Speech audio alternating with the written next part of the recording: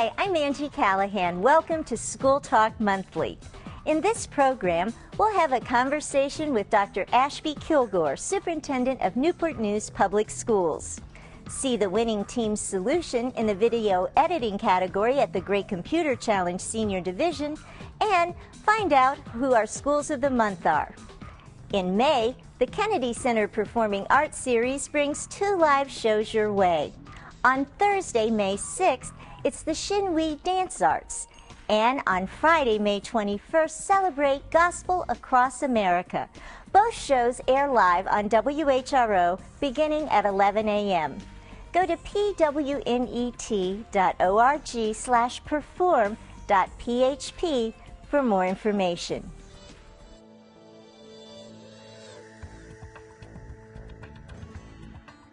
With me today is Dr. Ashby Kilgore. She is Superintendent of Schools for Newport News City Schools. Welcome to School Talk. We're so glad you're here. Well, thank you for letting me be here. I appreciate it very much. Well, we're delighted to get a chance to talk to you, Dr. Kilgore.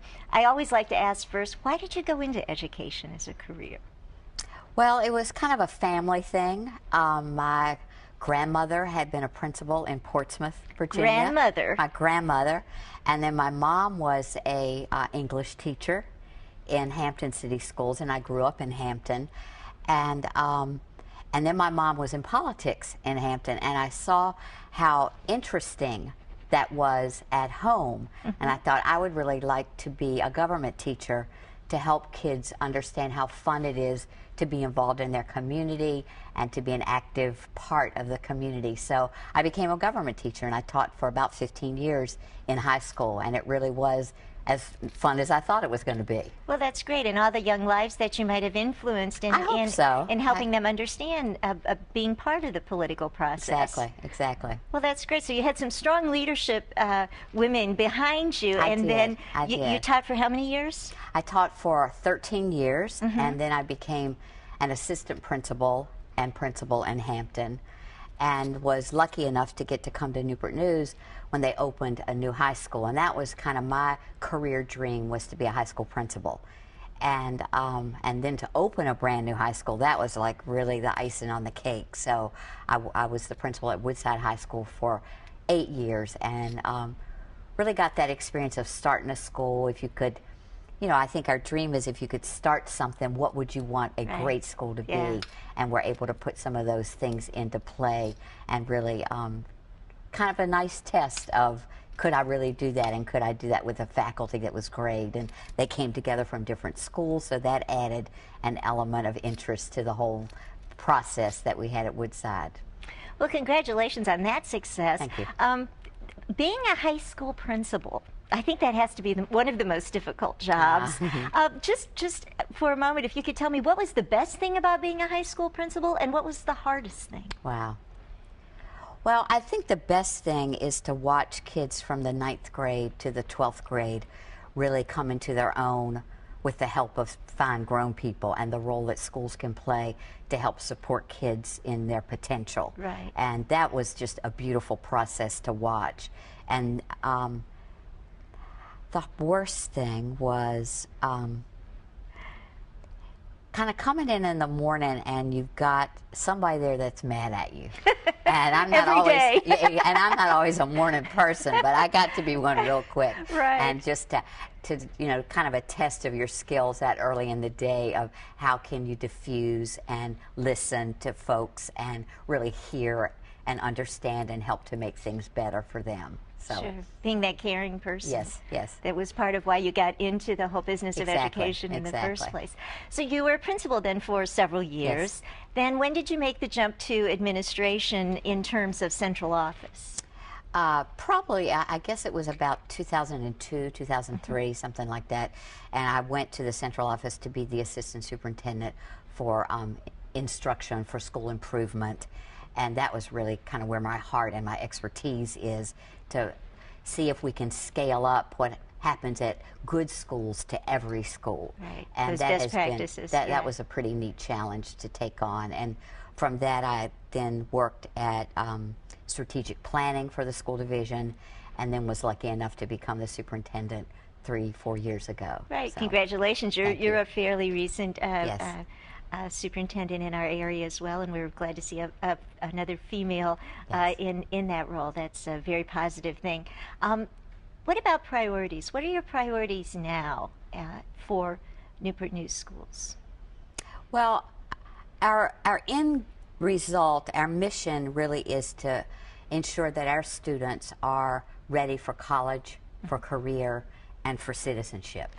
And how we build programs around each of those missions to make sure that that happens for our young people really is our focus. We call that smart, safe schools. Our theory is if we get kids smarter and we help them feel safe at school, they really are going to be able to actualize that potential that they bring to us with the support of the work that we do for kids. I like that. That's a good theme. That's a good mission to have. Yeah. I think it resonates easily with community and internally, because you as a teacher or a principal or a bus driver can begin to say, am I helping my kids get smarter, and am I helping kids feel like they belong and they're a part of this community and they have a safe place to be who they are.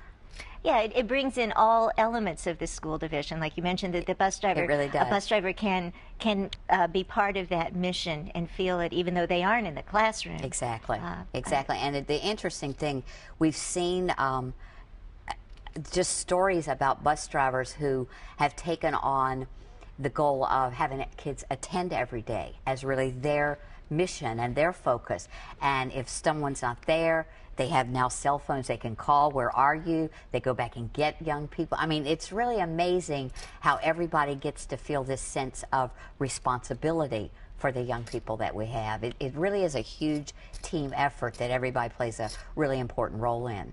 Well, that's a really nice story, yeah, because kids need someone to care about them. Mm-hmm. Kids need, especially older kids, they need someone to care that they're there in school every day. You need to know somebody's waiting for me, I got to get there. Right, you know?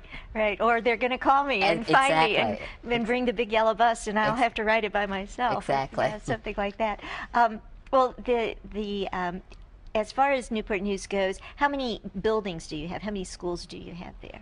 We have 40 schools, 39 this year, 39 schools, and we have, let's see, 5 high schools and 8 middle schools, and then the rest are elementary schools. And what about the demographics of Newport News? We have about 30,000 young people, and we also have, as part of that number, 4 early childhood centers. We have a very large early childhood program, a 4-year-old program. About 1,500 kids are in that program as well, in addition to the kids that are in K-12.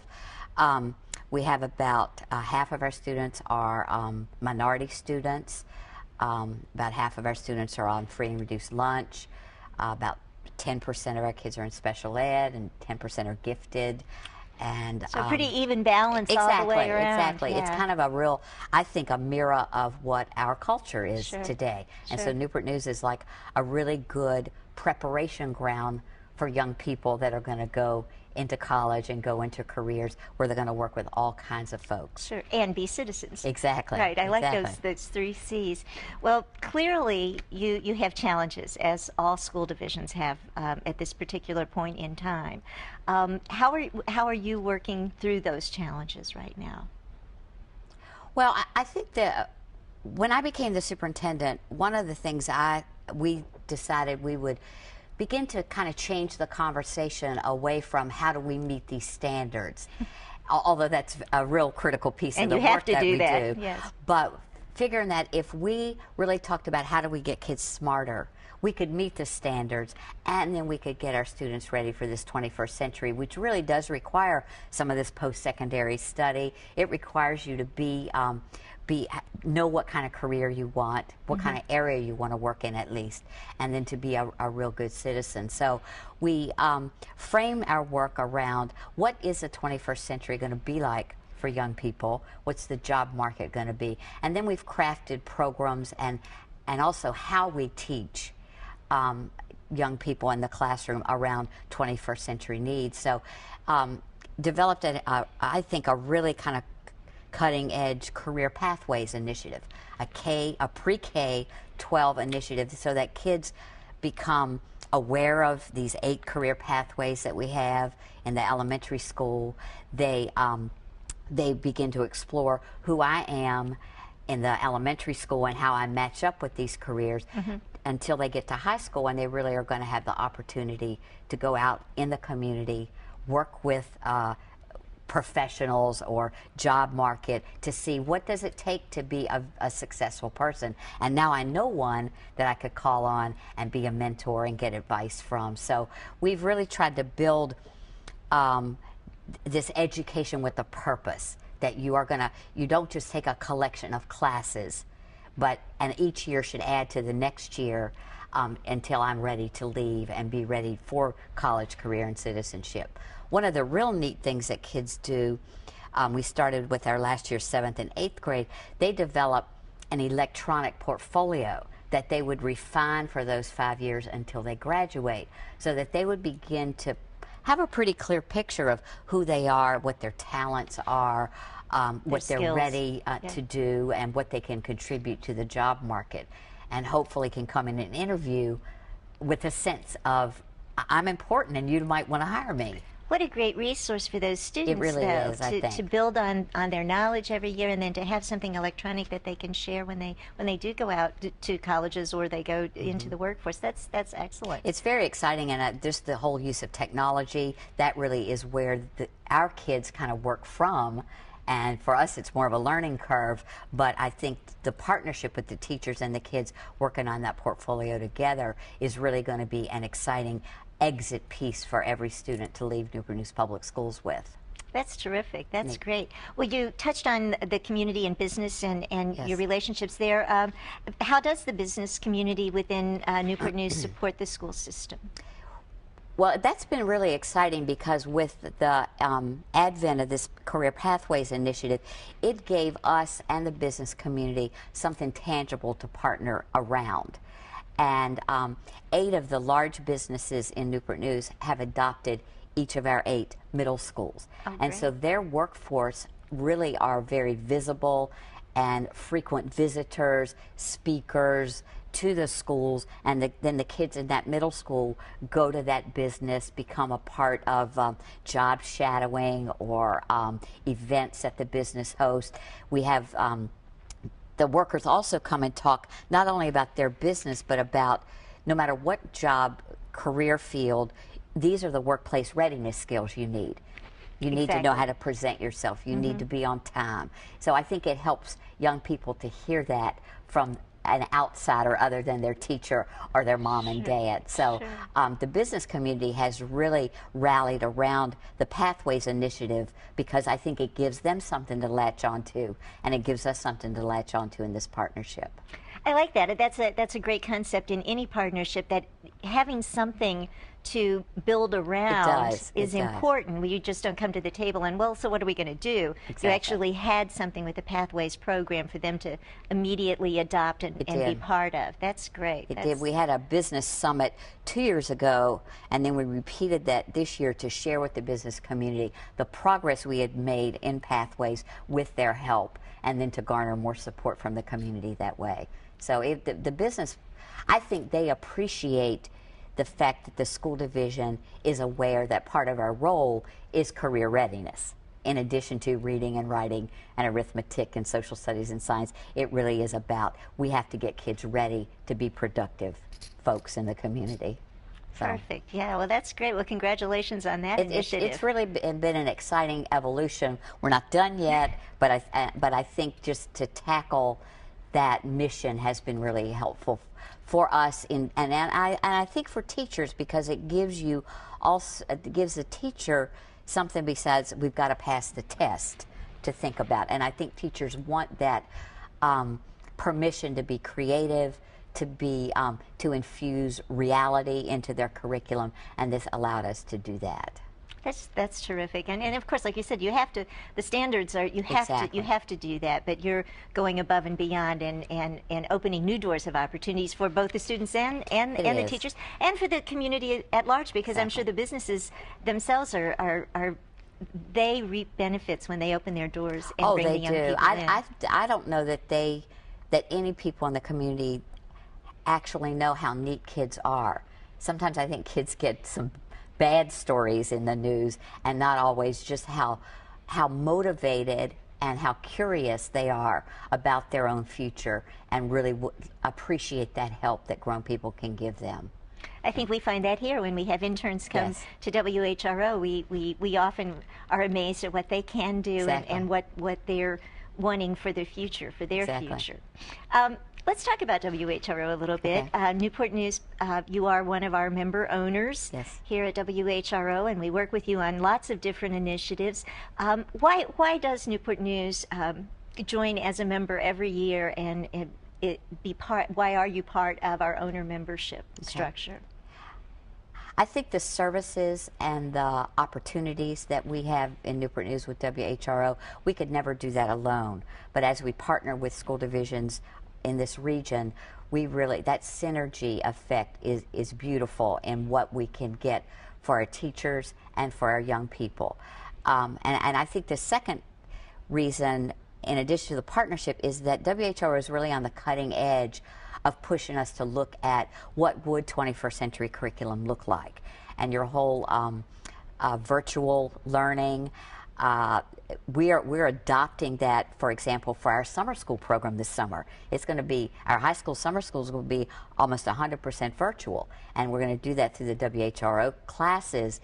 And I think that's a great preparation for young people, because throughout their entire life they're going to take more classes, and probably most of them will be online, and they will not be sit and talk and sit and get as we know school. So I appreciate the fact that WHRO has pushed us into being current and doing some of those things that we could not alone have done.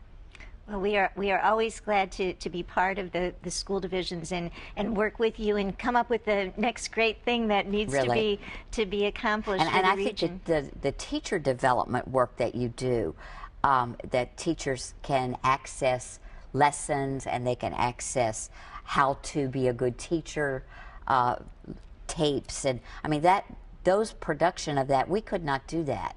But it has really, really helped our new teachers.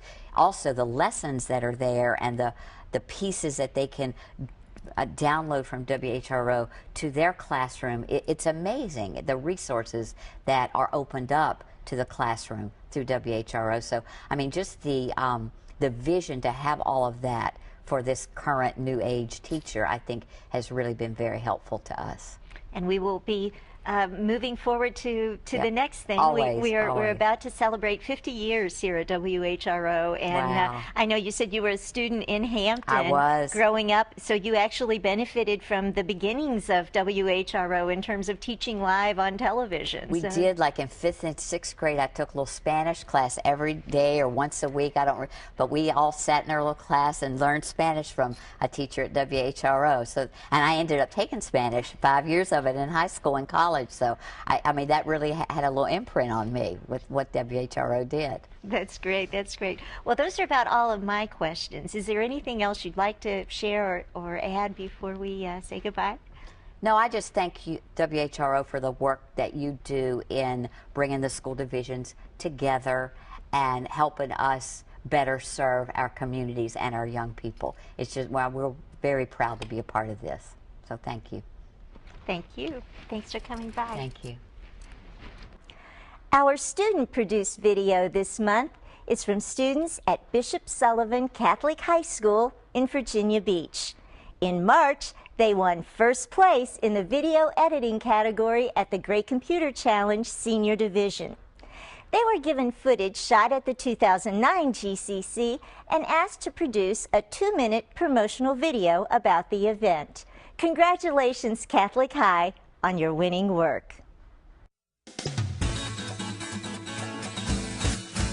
And it is my pleasure to welcome you to the 24th Annual Great Computer Challenge Junior Division. I am Jane Stout, 5th grade teacher at Westside Elementary. Tara Slade, principal of Bryan Elementary School with Hampton City Public Schools. St. Pius. Attend.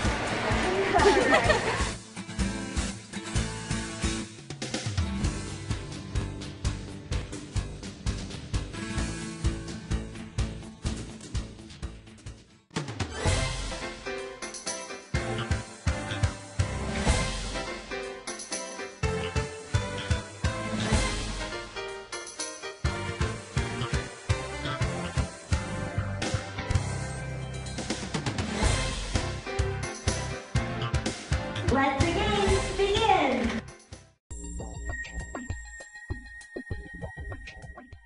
Now it's time to recognize our schools of the month. On a December day, Ghent students and their teacher, Rebecca Walter, went to Churchland High School to the statewide math competition. The 12 students, ranging from 1st to 6th grade, attempted to calculate math problems in minutes. Ghent not only walked away with top honors in the 1st and 6th grade categories, most of the participants placed in the top 15. The 2 first-place winners are competing in the Southeast Regional Competition in Georgia this spring. For achieving excellence in math, we congratulate the Ghent School as our elementary school of the month. One day this winter, Windsor Middle received a visit from Claymovie.com Productions. Students were given a short demonstration of how everything works. Students were then given the opportunity to put their creativity to the test. After creating characters, the students sat down together to create a script for a brief play.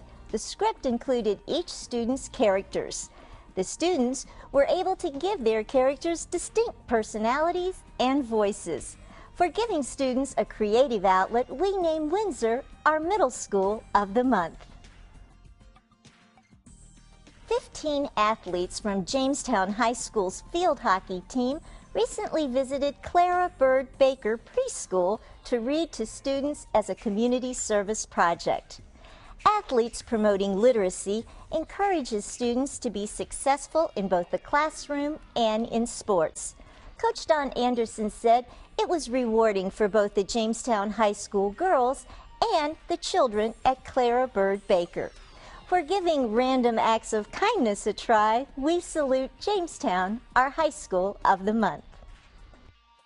Every year, Chesapeake Bay Academy sends their upper school students off into the real world by placing them in a true work environment. School to Work teaches young adults how to interact in the workforce. Student work sites have included the American Cancer Society, Old Dominion University, and WHRO. For 3 weeks, students get to experience life outside the classroom. Chesapeake Bay Academy student Hallie Maisel said of her experience at WHRO, learning how radio and TV work was insightful and exciting. For empowering students, we applaud Chesapeake Bay Academy, our independent school of the month.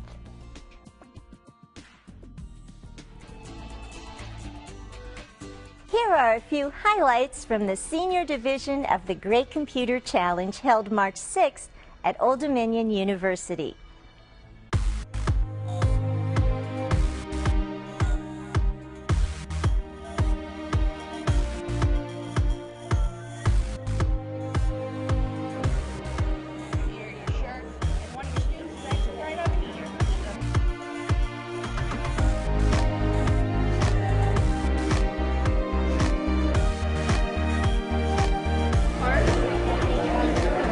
There will be questions, there will be problems.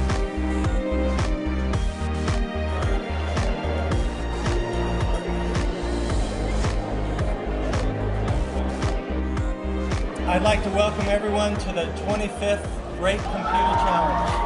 Good luck, have fun, save all.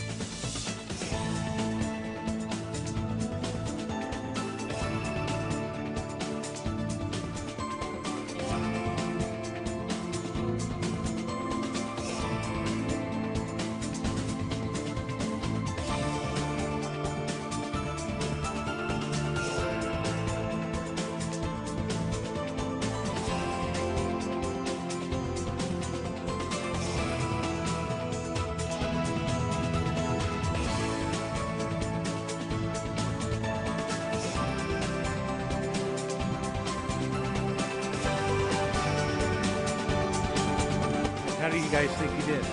Pretty well. It was a little nerve-wracking. We kind of ran out of time at the end, but we finished it and we feel pretty confident. I think that the Great Computer Challenge is a good competition because it allows some kids to express their ideas. Parents and coaches, teachers, thank you for all the work you do supporting these kids.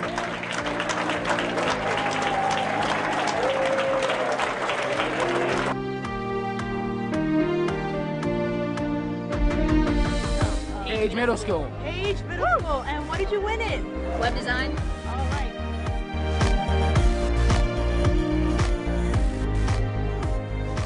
Integrated opportunity. What did they ask you to do for integrated? We had to average out car ratings for different things like mechanical and safety and things like that.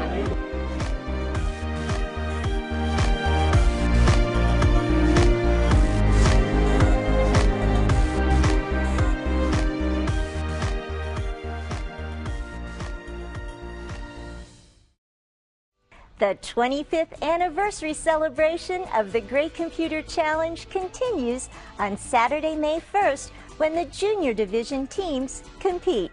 Check out the problems, solutions, and winners at whro.org/CII/GCC. This program and all the links we talk about are on our website, schooltalk.org. Well, that's all for now. See you next time on School Talk.